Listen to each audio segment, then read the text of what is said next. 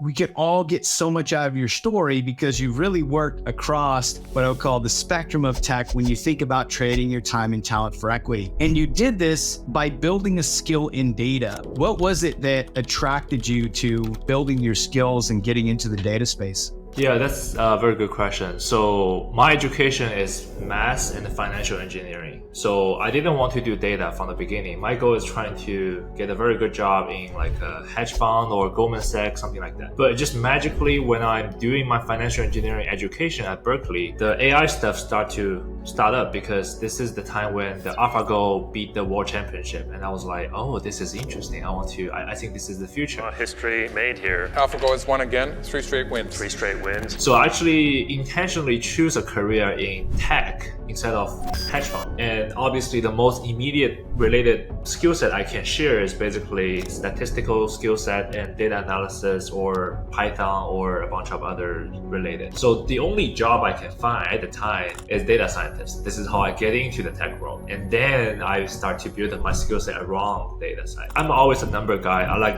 dealing with numbers more than people in general. I think number never lies to you and number always tell the truth. And I'm good at telling the story behind from numbers. This is why I've been doing this for many years. And so when you started leaning into the data space, what were some of the things that you used to transition from math to data? You know, was it courses? Was it technology? What were the specifics that really helped you make that transition? I think the most important thing is programming. Because when you are in college 10 years ago, if you're not a CS major, nobody is going to talk to you, hey, learn Python. So I have to technically learn Python myself, study like courses online from Coursera, endurance course on ML, and then to acquire the skill set. And also like SQL is also important if you want to do data analysis. So these two skill sets are the most important ones that benefit me a lot when I'm going to the career. And so that was, just to recap, so that was learning to code Python and then also SQL. You mentioned a little bit of something about machine learning as well. Machine learning, that's technically a fancy world of statistical analysis because it's all about regression with different kind of methodologies. So we can go deeper if you want, but on a high level, it's basically a way of doing statistical modeling. No, I think that's good. I just want people to, because I know there are people coming out of school with mathematic degrees. They may see the opportunity like you did to work in tech. And I just wanted to give them, 2 or 3 things. I think that's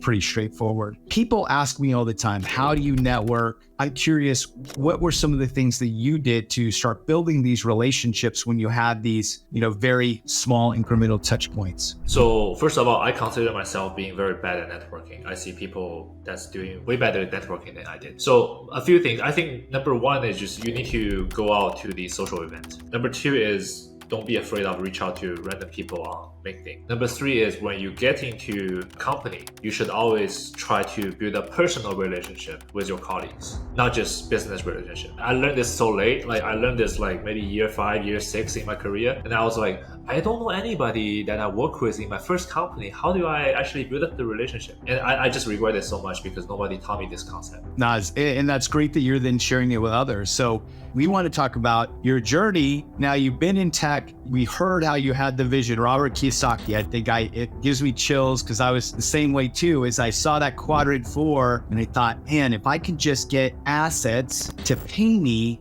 then I can choose what I do with my time. I ultimately get that time freedom, I think many of us are thinking. And you had told me before that your focus from the get-go was on real estate because you see it as a less, risky asset. Some people believe it's very risky. Give me your thesis on, why real estate is that core asset to support your financial freedom. So I kind of know all of the fundamentals of how the real estate business works. So basically you buy a home, we're talking about single family right now. Single family is basically like residential. So the residential price is basically a weighted average of all of your neighbors. The price is mostly determined from the supply demand basis, right? If you have more people who want to move to this region, price go up. If people want to move away, price go down. Similar to rent, right? Rent is basically generated from the tenant who wants to live in this property. The better the property, the better the city, the higher the rent. That's it. This is how real estate generates money. If you look at stock market, according to Warren Buffett, right? The company have its intrinsic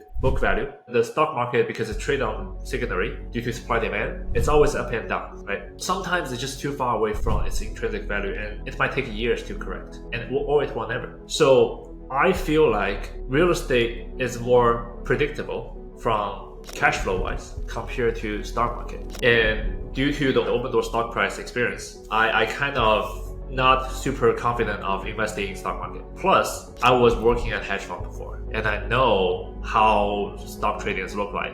I definitely don't see myself beating these people who have like gold Olympic like medals for like mathematics. So I personally don't believe I could beat the stock market. That's just my personal thesis. Feel free to disagree. And I just think, okay, if I want to make money, I think the real money is actually in something that is less competitive. So I see real estate being a category that if you know really what you're doing, there are alpha there. Alpha meaning your skill set. There's skill set that can transition into dollar. So that's how I choose a less competitive category.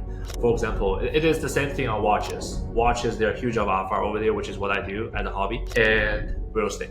So I'm basically allocating a majority of my wealth into the asset that I think you can generate a lot of alpha, and also it's less risky. I think real estate is less risky in stock market, just in general.